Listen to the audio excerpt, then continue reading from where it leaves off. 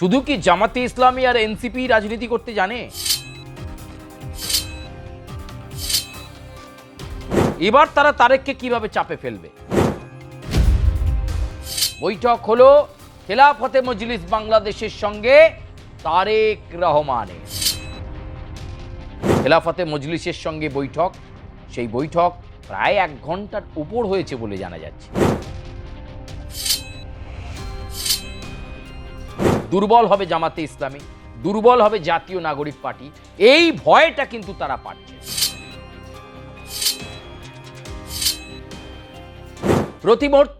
প্রতি মুহূর্তে ঘুরে যাচ্ছে বাংলাদেশের খেলা।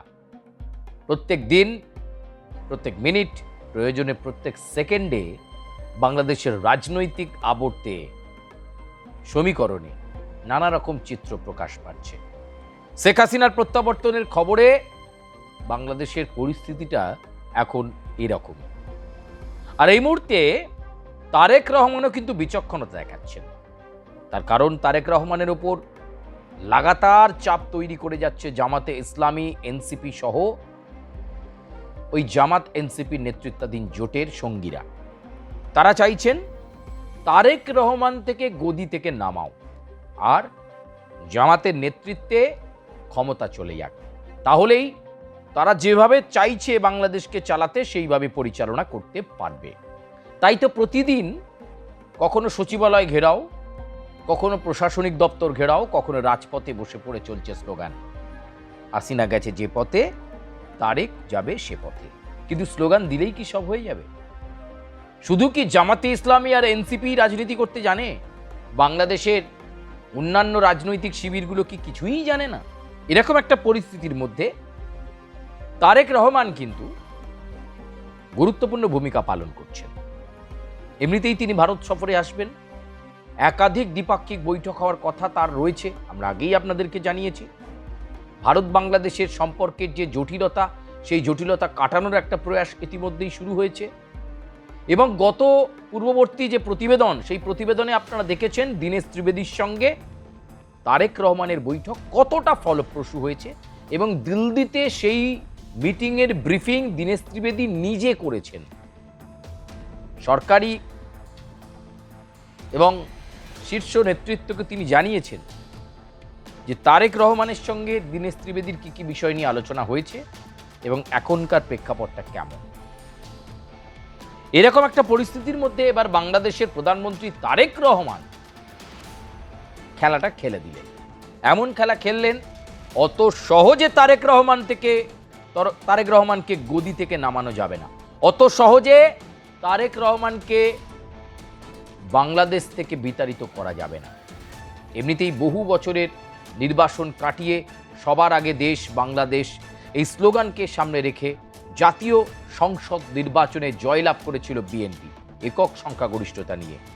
খালেদা জিয়ার পুত্র কয়েক দশক পর হয়েছিলেন বাংলাদেশের প্রধানমন্ত্রী। সেই তারেক রহমান এবার বিচক্ষণতার সঙ্গে চলছেন, মেপে রাজনৈতিক হিসেব নিকেশ কষে চলছেন একেবারে বলা যেতে পারে। তার কারণ কেন বলছি এই কথা, তিনি বৈঠক করলেন, একটি গুরুত্বপূর্ণ এই বৈঠক হলো খেলাফতে মজলিস বাংলাদেশের সঙ্গে তারেক রহমানের। খেলাফতে মজলিস যেই তারেক রহমানের সঙ্গে বৈঠকে ঢুকে পড়ল, অমনি বিরোধী রাজনৈতিক দলে জল্পনা শুরু হয়ে গেল। রাজনৈতিক বিশ্লেষকরা বলছেন একটা সময় আওয়ামী লীগের সরকার যখন ছিল, অর্থাৎ শেখ হাসিনা যখন বাংলাদেশের প্রধানমন্ত্রী ছিলেন, তখন খেলাফতে মজলিসকে সঙ্গে রেখেই চলতেন শেখ হাসিনা। কখনো খেলাফতে মজলিস বাংলাদেশ তাদেরকে চটাননি শেখ হাসিনা। ফলে ইসলামপন্থী ভোট ব্যাংক অটুট ছিল, সেই জায়গাটা তারা ধরে রাখতে পেরেছিল।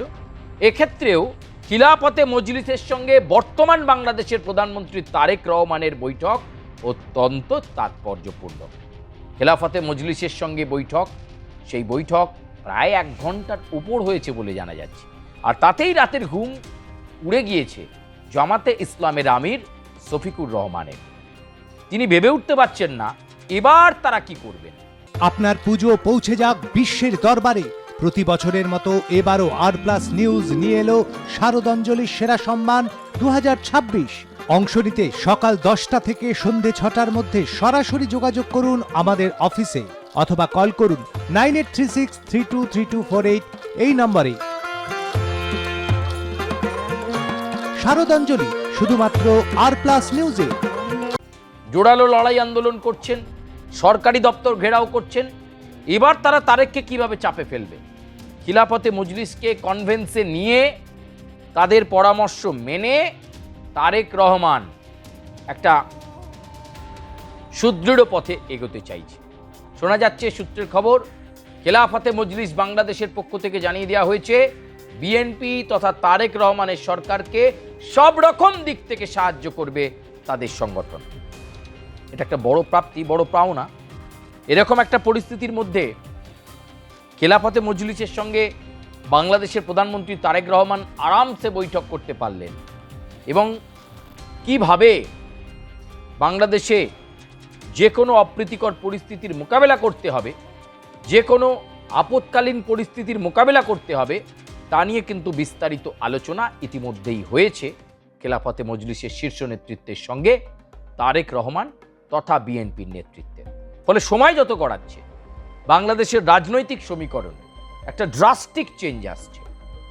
শেখ হাসিনা বলেছেন বাধা আছে, ষড়যন্ত্র আছে, সেটাকে পেরিয়ে তিনি পৌঁছবেন এবং তিনি পৌঁছানো মানেই আওয়ামী লীগের ওপর থেকে নিষেধাজ্ঞা উঠবে। আওয়ামী লীগের ওপর থেকে নিষেধাজ্ঞা ওঠা মানেই নির্বাচন যে রয়েছে, স্থানীয় নির্বাচন, সেই নির্বাচনে অংশ নেবে আওয়ামী লীগ, দুর্বল হবে জামাতে ইসলামী, দুর্বল হবে জাতীয় নাগরিক পার্টি। এই ভয়টা কিন্তু তারা পাচ্ছেন। এমন পরিস্থিতির মধ্যে বাংলাদেশে বিভিন্ন গুরুত্বপূর্ণ ব্যক্তির আগমন ঘটছে। এই অবস্থায় দাঁড়িয়ে অত্যন্ত গুরুত্বপূর্ণ। কি রে, তোর বেশ র্যাশ হয়েছে দেখছি। হ্যাঁ রে, কি করবো বলতো, র্যাশগুলো কিছুতেই কমছে না। অনেক কিছু ইউজ করলাম তবুও কমছে না। তুই এম্বার গৌরীদেবী হসপিটালসে দেখাতে পারিস, ওখানে ভালো এক্সপিরিয়েন্স ডার্মাটোলজিস্ট আছে। গৌরী দেবী হসপিটাল, রাজবাঁধ, দুর্গাপুর। যোগাযোগ 8001003333, 8001113333। যে বাংলাদেশের যে প্রেক্ষাপট এই মুহূর্তে চলছে, তাতে করে বিএনপি অনুভব করেছে এত সংখ্যক মানুষ যখন বিএনপিকে আশীর্বাদ করেছে, তো বিএনপির ঘর ভাঙা এত সহজ নয়। খিলাফতে মজলিসকে কনফিডেন্সে নিয়ে এগোতে চাইছে, একেবারে শেখ হাসিনার ঢঙেই এগোতে চাইছেন তারেক রহমান। এক্ষেত্রে খিলাফতে মজলিস আগামী দিনে কতটা তারেক রহমানের দল বিএনপির পাশে থাকে, জোট ধর্ম কতটা বজায় থাকে, তার দিকে নজর রাখতে হবে। তবে এটা ঠিক, বাংলাদেশ কিন্তু প্রত্যেক মুহূর্তে একটা সংঘর্ষ পরিস্থিতি তৈরি হচ্ছে। সেই পরিস্থিতি সামাল দিচ্ছে ওখানকার স্থানীয় সেনা, পুলিশ সকলে মিলে। এই মুহূর্তে বাংলাদেশের সামগ্রিক পরিস্থিতি আগামী 15 দিনে আরও চেঞ্জ হয়ে যেতে পারে।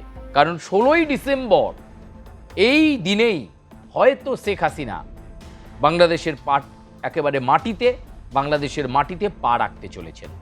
আর সেদিনই হবে অত্যন্ত গুরুত্বপূর্ণ দিন। কতটা ধৈর্য দেখাতে পারেন শেখ হাসিনা, সমর্থকরাও বা কতটা ধৈর্য দেখাতে পারেন সেটা দেখার। যারা বিরোধিতায় রয়েছে তারাও কতটা শেখ হাসিনার এই প্রত্যাবর্তনকে মানিয়ে নেবেন, স্বাগত জানাবেন, এটাও কিন্তু অত্যন্ত গুরুত্বপূর্ণ বিষয়। প্রিয় দর্শক, আজকের মতো এ পর্যন্তই। আপনাদের সঙ্গে অন্য কোনো প্রতিবেদন নিয়ে আবারও দেখা হচ্ছে, বাংলাদেশ সংক্রান্ত প্রতিবেদন নিয়ে দেখা হচ্ছে পরবর্তী এপিসোডে। ধন্যবাদ। লাইক করবেন, সাবস্ক্রাইব করবেন, বেল আইকনে প্রেস করতে ভুলবেন না। বিদায় নিচ্ছি।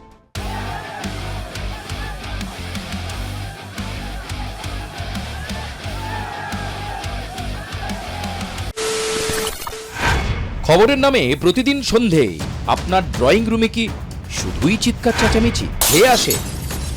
বিতর্কের নামে চলে গালাগালি আর কাদা ছোড়াছুড়ি।